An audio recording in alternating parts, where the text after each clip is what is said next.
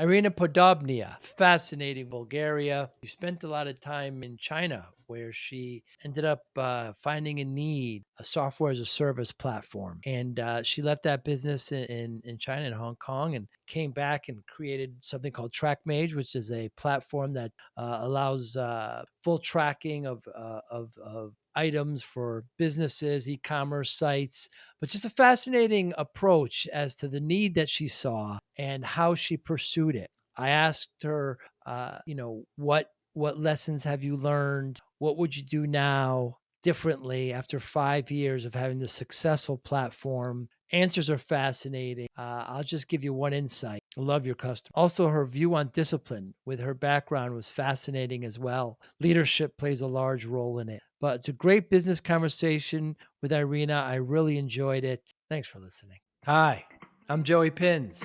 People ask me, how did I lose 130 pounds? The quick answer is always discipline.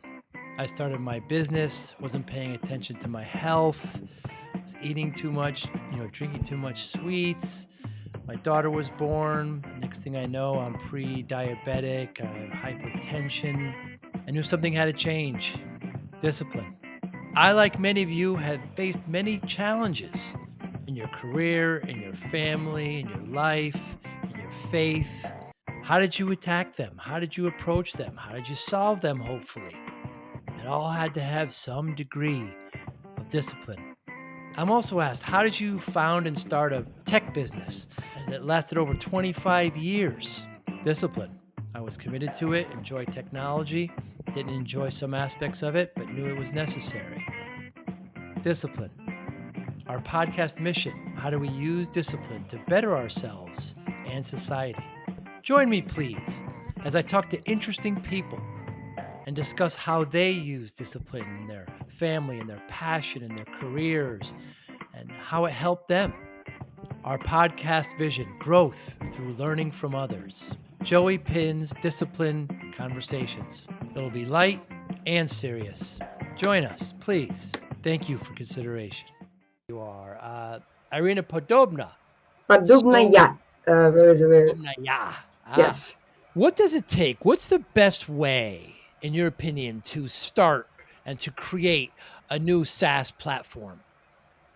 Well, it takes just some persistence, I believe, because whenever you are going to start a new business and whenever you are actually undertaking any new business endeavor, it's not about just software as a service. You have to find the market, you have to be persistent to pursue the idea, and then you just have to stick with it until it works. That's how you do it.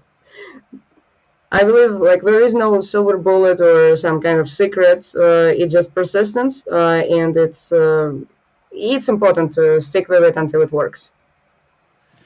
Yeah, I know a lot of good software developers who struggled, who are great at making software, but struggled at selling it. Yeah, so that's true.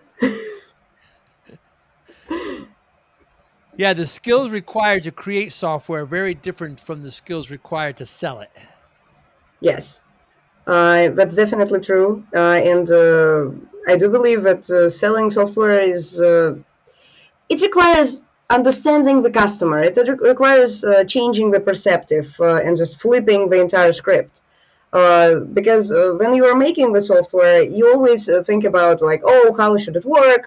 Click this button, this is the user experience, this is that and that. But when you even see how users use their system, you get outraged or you get very surprised by why would you do it like that? Why? There is this cat meme on the internet about how very straightforward interface and there are free balls and then the users, the free cats that just literally eat one upon the other, and that's exactly how it happens in software, where you think you created something that people will find useful, but then they find ways to misuse it or misunderstand it. I would say. The classic example, I remember when QuickBooks, the accounting software, first came out, I want to say back in the 90s or something. And many accountants were very frustrated at it because it was created not by accountants. It was created by application developers, and it took a long time to kind of get it to a kind of happy medium. And also another problem I often see, Irina, when people are selling software that they created or even that they didn't create, oftentimes they sell features versus value, Yeah. and the customer wants value. The features are kind of secondary. The thing is, there is a middle ground. Whenever I see or I purchase the tools, I still look at what the thing does. It's not about the feature specifically. If I'm a professional in this in this niche, for example, social media management, I'm looking for specific tools or I'm looking for specific needs. But when I'm a bystander and I just want the result, I guess the result would be the thing that I'm going to be buying. It's not just about like the features or benefits. It's about the result. Like what exactly is going to be the after state of me buying this tool, and how is it going to change my life? So, that's kind of my assumption. But when it comes to marketing my own software, every bit of wisdom goes out of the window because it's my software. Like I don't know anymore. Like what is going to work with certain types of customers or certain angles, because every commerce business is very different from one another. Like they are like unique, like snowflakes. They are still dealing with the same issues, but the business model can be from drop shipping businesses, from like they are buying products from AliExpress to household brands that are creating like 10,000 products of the same color and shipping all over the world. So they are very different, and the needs are very different. That's why it's hard to navigate whom to cater to, and whenever we encounter a new customer, there is always this temptation to introduce some new features or customize it to the specific needs of the specific customer. Yeah, that could be a trap, because if they only represent a small type of your audience, you'd be kind of, not really wasting, but questionable about spending your time there. What lessons have you learned? I mean, your platform's been around for at least 3 or 4 years, correct? Five What by now, yeah. 5, yeah. So what lessons have you learned now that you wish you'd have known then? Mm, well, I guess the most crucial lesson would be to start from building an audience, or start from actually engaging on social media or creating some content that is going to attract the audience, instead of writing the software or investing into the building process. Because again, if we started it the right way, even though we knew about the right way from the start, we Right. still deviated from it. We still wanted to build our software to a point where it became valuable. Because I remember by the first year of TrackMage, I still was questioning, like, but the tool doesn't do anything. Like, what have we spent? Like, have we spent 1 year doing? Like, it still doesn't do anything. Well, it gets better. Wow. Mm. Wow. And but you're aware of the term vaporware? I haven't heard that one. Vaporware is a term that was, I don't know when it was coined, maybe in the 80s and the 90s, where they would, a big company would advertise this new game or this new application, and they would see what the response was, and based on the response, then build it. So it Yes. wasn't even built yet. It was just like, this is a game, that we have. So that's what they call vaporware. So, but you're saying not quite that, but you're saying to try to get the needs of the audience before you actually go ahead and build all the feature set. I would even say gather the audience before you build something for that audience. It's much easier if you have 100% flexibility of what you want to offer. So when you are just catering to a specific audience, and then you see what they are interested in, you can always pivot. You can always introduce some products that literally can be like informational. So it could be a PDF, or it could be a course. And after that, once you understand the needs of your audience, like once you sell them a couple of products and you see like what they respond to, that's when you can identify the need that can be automated. And you could start from something lightweight as from Chrome extension, for example. So it doesn't have to be heavyweight, and it doesn't have to be a whole platform like we are currently to satisfy the needs of the customers or the needs of the market. And it's much easier to implement, basically. So, yeah, like when you have an opportunity, you just go after it, and after that, it's up to multiple factors. So if you identified the opportunity correctly, or if there are no competition, like there is no competition on the market that can just snatch your opportunity from you.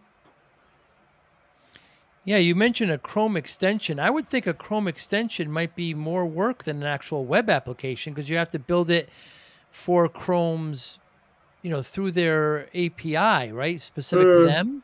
No, it's No. much easier. The Chrome extension is basically an application that runs in the browser. Right. So you don't have to host it anywhere where there's no backend. It's just like it works in the browser most of the time. There are a lot of tools that work as Chrome extensions. So, for example, Grammarly, that's a Chrome extension that checks spelling in like whichever input field that you have. That's But again, with Chrome extensions, one thing is for sure, you don't have to spend a lot on basically supporting the infrastructure for it to run. You don't have to have big servers. Like everything is on the client side. And with Chrome extensions, what is good is that you can easily test the demand, because if something is really getting viral, the Chrome extension is a way to test if people actually want it. For example, like with ChatGPT, a lot of people just literally, like in a snap, once ChatGPT became viral, everyone just started creating Chrome extensions with ChatGPT interfaces. Yeah. Hmm. Yeah. I wonder what is going to happen with their pricing once ChatGPT went paid, because 42 is already a lot of money. So I wonder if those Chrome extensions are going to like have some like teeny tiny margin on top of it or something. It's going to be very interesting where that goes. Yeah, ChatGPT is a whole. It's really a game changer. Yes, it is. Like it's almost an industry disruptor, because I believe Mhm. that everyone who is creating the copywriting or ads or creatives, they're going to either thrive or suffer. It just depends on how they use the tool or if they ignore it altogether. That's that's for sure.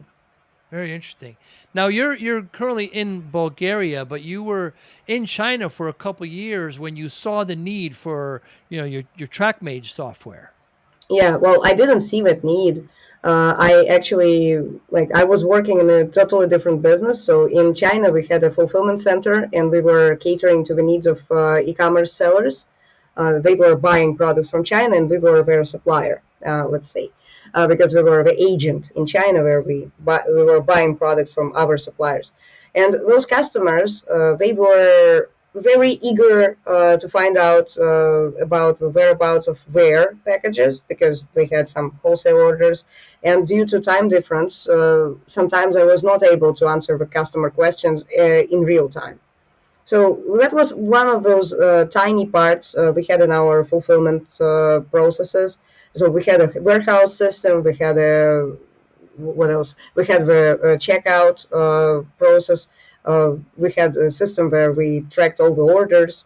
But then, like the last bit, the shipments and the notifications about the shipments, that's the part that we have not yet implemented when we were in China.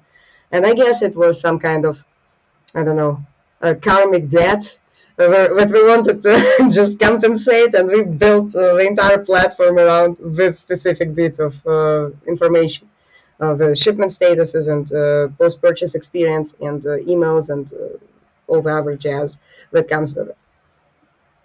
So you saw the need to be able to track all these packages to a kind of, detailed, view. And so did you start making it for that organization? Did you see the need and Which start making? organization? when you were an agent in China? When I was an agent in China, I was running my own company. Like we had our own Ah, warehouse, our own facilities. We were our own marketing department. So basically, everything was done by us. see. Yes, and that's the business that we had to close at some point because we lost like one of the significant customers. And then it was just a very exhausting business to be in because we had to package all those uh, all those parcels, all those goods. Like I was practically living in the warehouse. Like I don't think it was a very good choice of a business to begin with, without any external funding or any prior business experience in that specific niche. So, What was it like building a non-Chinese company in China? Was that difficult as well?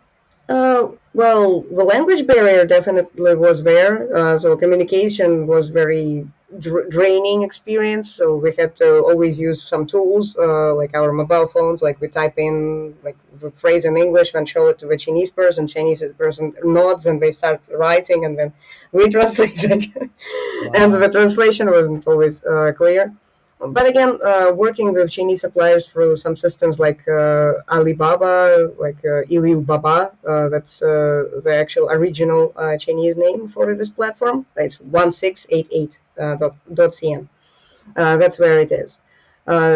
So it became more bearable, and also we used Taobao to buy the goods from like smaller suppliers. So you have this company and you see the need to be able to track everything in a detailed, finite manner. Is that when you started building it when you were in China? Well, it was kind of different. So when we were in China, we were not thinking about building a different software or launching a software as a service company. We were just building the software for ourselves. So we built the systems for warehouse management, inventory. We like for customers to place the orders. Like we didn't even use any platforms at that point. But at that point, the solutions were very clunky, even like Magento or WordPress. Like that's the two solutions. Shopify wasn't even very good at that point. So we've been just building the tools for ourselves. And after that, like once the business was over for 4 years, we've been working as just like developers, IT consultants, and all that. And only after that, after 4 years, we just said like, okay, but we have this legacy, a lot of code, of systems that we built for ourselves. How about we build them? How about we make them available for other e-commerce sellers that are going to benefit from it? And that's how TrackMage was born. It wasn't like we were looking for an opportunity. We just had it. We just had this legacy, and I think we were just falling prey to this marketing notion that you should cater to your former self, like our former self was in China and buying products from Chinese suppliers. So that's what we did. That's fascinating, Irina. You said you're catering to your former self. You think that's a trap? Yes, because you need to look for the business opportunity, not just like a lot of things about software as a service, like in this platform, like we've we remembered from the previous business experience, like it shouldn't be location bound. Okay, great. This is online. This is totally independent of location, so we can be in any country. That's great. It shouldn't depend on our own abilities and the like physical strength. That's what it shouldn't depend on. Okay, great. Like this is no longer the case. But then we were like, it should be scalable. So it should be like many to many. So we need to serve many customers with a single tool. Great. This is great. This is still working. And then we just like we've seen the market and we've seen this opportunity where like there was only one single company that was barely surviving, and we said like, wow, this is like an open field. Then we started building the software, And then like in 5 years, like there were like a surge of competition. A lot of new tools appeared on the market with a lot of like, and some of them were funded startups, which makes it a little bit more like aggressive in terms of how we should compete and how we should present our tools. But still, the most struggle we had with the tool was the marketing side. Still, like how do we articulate, like what does it do, where do you get it, what it is even. Still to this day, like this remains to be tweaked because many different approaches, many different versions of the copy. So whichever converts best, it still remains to be seen. Is it a business to business play or B2C? It's a B2B. It's a B2B for e-commerce sellers, for those guys who have their e-commerce stores and they want to optimize their operations. Plus, they want to get extra sales from existing customers.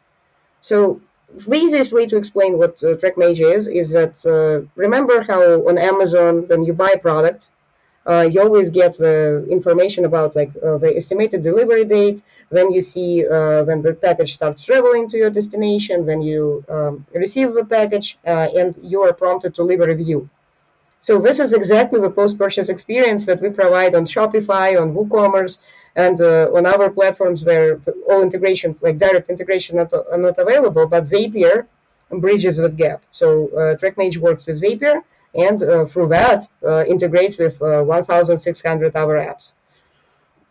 Yeah, Zapier is incredible. So if a consumer buys from one of these e-commerce platforms and they get it sent, your platform won't really serve them as well at that point. That's up to the e-commerce site. You're more of working with the business than the actual e-commerce company. I don't understand what you said, sorry.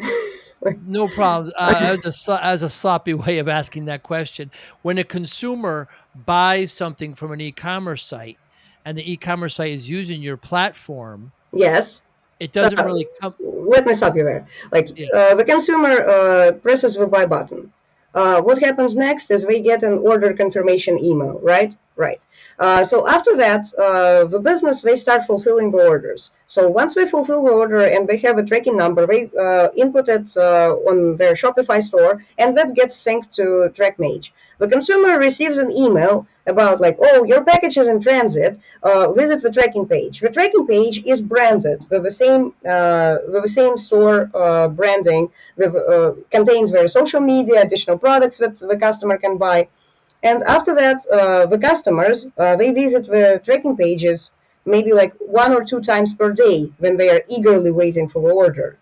And that's how they maintain this connection to the brand. After that, once the package gets to the post office, like sometimes the post offices, they don't notify the customer that they need to go and pick the product up. So that's what TrackMage does. Like TrackMage notifies the customer, they pick it up, and this way, we, for example, like for one of the businesses that we work with, Metal Family, we solved their major pain point because customers were ordering the goods, but they were not showing up at the post office. And they had around 1,000 packages returning back, so they had to buy them back and send them again. So that's the problematic part that we fixed, and now we don't have that problem anymore. So it's just the rolling average of like 45 packages that gets delivered frequently. And then after the entire experience is finished and the status changes to delivered, TrackMage asks the customer to leave a review. And that's the perfect time to ask for a review because, first of all, we know that the customer already received the package. There is no no mismatched expectations.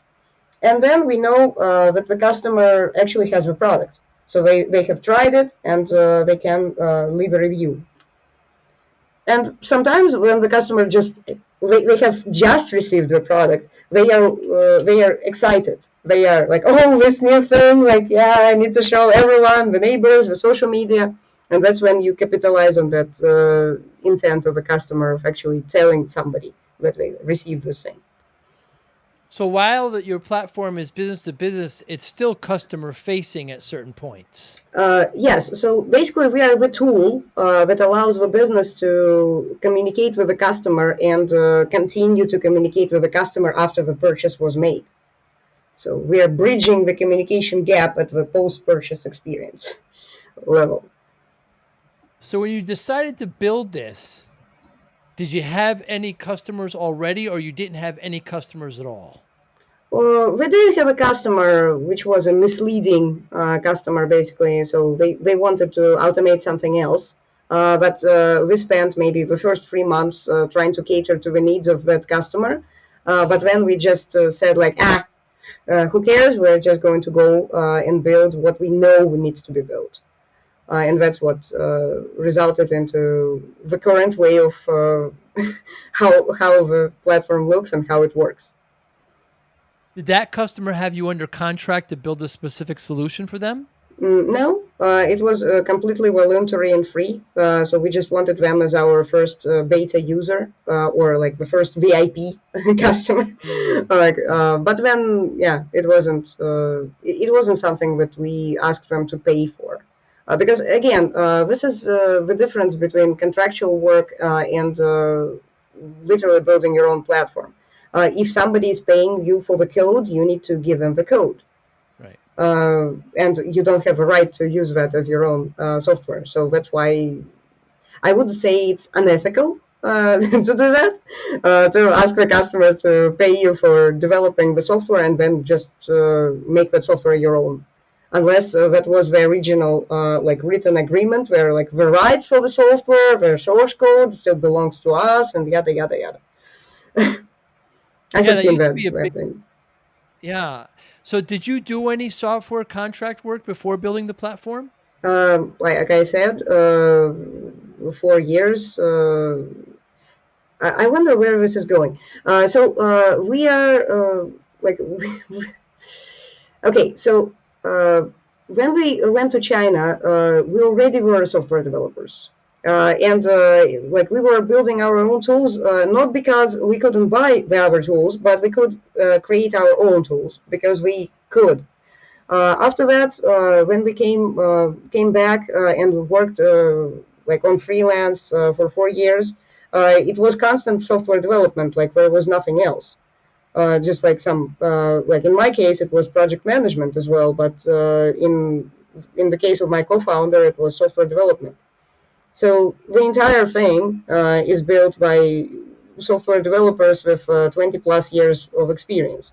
So that's why I believe that this question is a little bit bizarre, but yeah, I understand. So that's what I'm trying to struggle with here. So when you went to China, you weren't going there to be an agent for fulfillment and warehousing. You were actually looking to create an application. You were already software. No. Oh, When we went to China, we were just going to China to find like good suppliers or maybe start a business, and we had no intention of creating any software. I see. But then you had a need. You didn't want to buy any. You decided to build it within that Uh, organization. I wouldn't say that.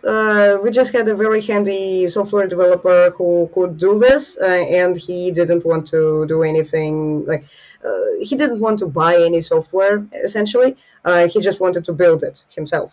And again, I understand that this is a pattern like of not invented here, and then yeah. But still, we were left with the tools, and all the tools we were very specific to the needs. So we were taking the good, like we were actually getting the products from importing them from Taobao, from 1688 with Alibaba. So we were actually integrated with those platforms, and we were displaying them in our catalog. Also, there was the translation module for making sure that the descriptions of the goods we were in English and correct English, which was like back in the day when AI wasn't a thing. It was like, oh my God, it was a very challenging task. Yeah, and the website itself, like I still have nightmares about the website itself. or the system that I had to work with. Because I remember, like, literally, like, with a button, like, okay, I click this button, like, 500 error, okay, great. I refresh the page, like, I click this button, then this button, then this button. I don't click that button because it's 500 error. Wow. Well, Irina, the debate between build and buy has always been, a difficult one. So Yeah. when so around what year was this when you had your co-founder and he didn't want to buy any software, we want to build it? Was this around what year? 2015. It's 2015. Now Oh, it's 2023. It was 10 years ago. wow, wow. And so his idea was just not to buy. I mean, 2015, there was still some decent applications out there still, right? That's It interesting. So depends. Like, it depends. When you are, let's say you're a carpenter, will you buy a table or will you build a table? I think you will build a table. It's one of those BSs where, like, if I can, maybe I should. yeah, build versus buy. This is a very Yes. big debate, and especially now, there's just so many platforms available, and Yeah. uh, well, I guess with ChatGPT, what's coming out where it's actually going to write code for people. It's going to again, Uh, it's a It's disruption. You don't think? it's not yet there. Like, we tested it. So sometimes what ChatGPT does is that it's not really writing the code. It creates this fictional code where your problem is solved by creating some kind of variable in the source or in the system that doesn't exist. Like, it just deep dreams some stuff that's not there. And I think the only way how we can improve this code and make it very robust, if we connect ChatGPT to some kind of compiler tool or some kind of tool where it can run the code and see if it works. Wow. So until they do, it just doesn't make sense. But it does help with documentation, because developers, we don't like to write documentation, but they can Right. give a prompt to ChatGPT and the documentation is going to be written by them, for Right. them, I mean. Yeah. So it fascinates me build to buy. I have debates with Yeah. with business owners now. It's like should we build this or should we I buy it? have a very I have a very robust way of telling if you need to build or buy. Oh, good. Yes. So if you are going to be the only user of a system, if you are Uh-huh. going to do it for yourself, it's almost like you are making your own pencils. Like, this is where you should stop yourself and stop that. Like, don't build, don't craft your own pencils. You can buy them. But if you want to sell this to the customers, if you want to become the manufacturer of pencils and then you're going to sell them those, of course, definitely craft the pencil. So the rule of thumb here is that, like, are you going to be just using it, or are you going to be doing it for the others? Of course, that rule is not universal, but for small businesses or medium businesses, this is good because software development costs money. But for Right. enterprise, sometimes it's cheaper to build the tool because you will not be charged for like those huge amounts of users that you have. And for enterprise, that rule is kind of like giving way because, like, it's much easier to build it internally, and it's going to be compliant to all your regulations in the company. Yeah, it's a very, very good way of looking at it. If you're actually going to resell it, you should Yeah. then you'll own the code versus, if you made some adjustment, if you made some enhancement to Salesforce, for example, which is a Yeah. very robust platform, it's got many, many additional tools. You're still limited to Salesforce itself. But if you build it completely yourself, that's a very interesting way of looking at it. So where are you now with TrackMage? You're 5 years into it. You've learned some great lessons. Where's it going to now? What's the next step with it? Well, the next step would be just taking over the world, I believe. So currently, what we are working on, we are working. Like, we're going to introduce some Kanban functionality inside of the system so that it becomes easier for order management department to see, like, where everything is, and even assign orders, communicate in it, like all this functionality that customers typically ask about. And currently, I'm always redirecting them to some tools like ClickUp or our project management software, where everything is customizable, but it's not quite fitting for the e-commerce needs. So Mm. we're going to introduce that functionality. Also, like reviews sharing on social media. This is big because every time the happy customer shares a review on social media or on TikTok or anywhere else, it just becomes another venue where the business is going to get extra sales. Uh, Another request that we are getting very frequently is like, can we update our own shipment statuses? So can we create our own carrier software, let's say on basis of TrackMage? And we're also thinking about introducing that functionality, though this one is problematic because we don't want to host any scammers on the platform, because like we Mm. don't know how to verify that, and it comes with a lot of compliance and verification, and we just don't know if we're ready for that or not, because the functionality itself could be very straightforward, but what do we do with all those angry or sad customers who will be scammed, and they will be looking at TrackMage and asking like, where is my package, but we will not be able to help them. That's why we are kind of hesitant of introducing that kind of functionality on the platform. A very interesting point, Irina. What if you have an e-commerce site that's, shipping illegal things? Are you culpable at all? How does that work? Well, you could ask Shopify, like, why would they allow the store that is shipping something illegal? It's just, it depends. Like, we don't really pry into what kind of goods are being shipped. Mm. We just provide the service. So it's up to the, like, it's in our legal documents there. So like, the store is liable for handling their customers and complaints and everything else. So it's not related to TrackMage. TrackMage is just the tool. Would you blame the pen for the writing? Like, that's that's the problem with the tools. I certainly wouldn't, but who knows? Once lawyers get involved, I don't know how that works. Liability is an odd Well, I thing. guess like, maybe you could look up some maybe lawsuits against Shopify. Was there a precedent or something like that? Because Shopify also provides the platform where they actually accept the payment. We don't deal with any payments, so Ah, yeah. I have not heard an example. I'm just wondering this as you were talking about it. But other than knowing your customers well, what other advice could you give to someone that's thinking about creating a SaaS application? I would say not just know your customers, love those customers. If you Mm, don't love your customers, they are going to drive you crazy. yeah. And it's it's just that. So if you create a business that is going to be very draining, or it's going to be that's going to be unfitting, let's say, to what you want to be doing, uh, this is the wrong way to do it. Like, first, you need to understand, like, these are the people that you want to help solve a problem, and you understand them, and you also love them to a certain extent. And that's when you understand that you should work with this audience, and you should introduce products to them, and you understand like their pains, their like beliefs, and all that. So they need to resonate with you on a deeper level. But if you don't find that kind of attraction with the audience, you could also just consider changing the niche and start creating content for a different audience, attract a different audience, and then you will create a good product. Because let's say you don't like children, why would you work with moms, right? That's always the problem.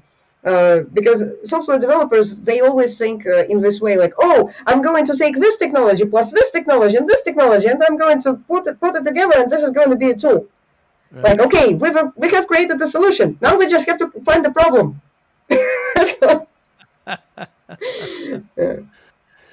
That's wise advice, Arita. Love your customer. I think that's great advice, regardless if you're writing a platform. Just starting a business is just knowing Yeah. and loving your customers. I think that's wise. So on the podcast, I always bring up, I lost a lot of weight. People ask you. We were talking before about, Yeah. I had a tech business. I'm in the tech industry, and I gained a lot of weight, too much weight. Doctor said I wasn't going to see my daughter born. You're going to have to lose weight. So I lost a bunch. And people always ask me how I did it. Like, you mentioned silver bullet before. Like there's some silver bullet. There's no silver bullet. It's just discipline. I just use discipline and focus, and I lost the weight. I wonder how discipline plays a role in your life. Well, discipline is integral part of what I do. I have, I believe that my life changed at some point when I discovered the Miracle Morning. There is this great book Sure. about the routines and how they structure the way of your day. That's how it started for me. But discipline is not about when you want to do it; it's when you don't. That's when, Mm. like, okay, like I'm tired, I need to, but I still need to do this, and I need to just like check the box and still continue with the day, and it suddenly gets better. It's almost that dread, like you need to go to the gym, and then like, oh, maybe I should skip a day, like, and then like, no, you're going to the gym, and like there is no discussion there. This is the discipline that I believe is just part of how life is. Once we start avoiding doing the things that we need to do, we also start avoiding becoming those best versions of ourselves that we should be. It's just about like, okay, you procrastinate a task that could take only 5 minutes. You procrastinate it for 1 month, and Mm. then if you suddenly do it, and you understand that like you've lost 1 month. It could have been done. It could have been there. It could have produced the result that, like, let's say there was a task, like an example, just getting access to a certain developer, and that blocked the developer from doing any meaningful work for a month. Mm. So that's the kind of task I'm talking about. So it literally takes 5 minutes, but when you're overwhelmed and you have so many things going, it just, yeah, the timelines they get stretched. And once, like, the biggest timeline is our lifetime, right? So if the lifetime gets stretched to a point where you like, nobody dies with nothing on their to-do list. Mm. Uh, Literally everyone has something, and then that puts everything into the perspective. Like, what do you want to do while you're still here, while you still have the opportunity? Very well said. It's interesting how you view discipline as kind of leadership almost. You talk a lot about leadership. Yeah. Well, leadership is when you are interacting with other people, and like, how can you imagine a leader of yourself, like a leader of yourself, like you lead yourself into battle, and then like you just like wake up every time. Like, well, yeah, it could be perceived as leadership, but then like, yeah, when it comes to the team and supporting other people, so like I'm a very like active supporter of servant leadership, because everybody is brilliant and you just need to support them and nurture them so that they can Mm. really contribute. Because like whenever I encounter like command and control type of leadership, there is always some kind of oppression or some kind of um, I don't know, like the creativity is not there, just Mm. because everyone is doing exactly what the boss said. That's it. They just and I don't believe that I'm the most intelligent person in my company. That's why I always say, like, guys, like you can figure it out, like do Mm. it. Yeah. What's the difference between leadership and management? Well, I guess leadership is like about showing people the vision, making sure that they have everything that they need. Like again, like that could overlap with management, but management is all about like controlling if the person showed up, are they doing their tasks. Also, making sure that they do have everything they need, but in a different way. Because in leadership, you care about their mental well-being, and do they have enough? Uh, do they have a path for growth in your company? Mm. But in management, you just literally care about like, do they have accesses to certain tools? Do they do they know how to use them? Do they have like the means to work? So all that menial stuff, like the smaller things. Yeah, I enjoy talking about that with people, about the difference between leader. I've had managers before who thought they were leaders when they were not. There's a big difference there. Um, Mm, yeah, I think it's worth discussing. Irina Podobnia, what yeah. motivates you?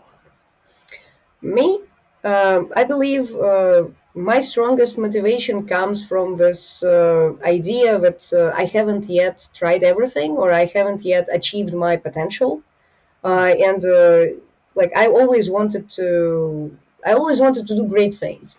And when it comes to doing great things, I also enjoy helping others.